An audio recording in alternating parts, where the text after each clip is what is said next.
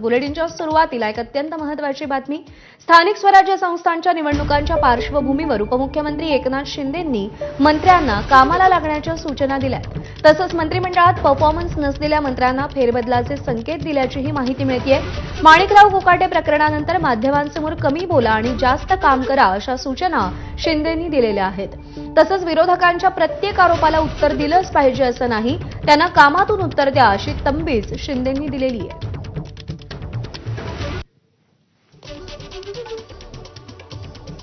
तर शिंदेंनी मंत्र्यांना काय सूचना केल्या? स्थानिक स्वराज्य संस्थांच्या निवडणुकांच्या पार्श्वभूमीवर कामाला लागा। माणिकराव कोकाटे प्रकरणानंतर माध्यमांसमोर कमी बोला आणि काम जास्त करा।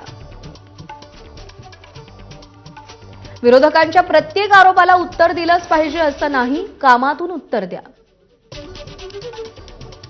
वादग्रस्त वक्तव्यांमुळे मंत्र्यांचं आणि पक्षाचं नाव खराब होतं। मंत्र्यांना जबाबदारी दिलेल्या जिल्ह्यात अपेक्षित निकाल दिसला पाहिजे।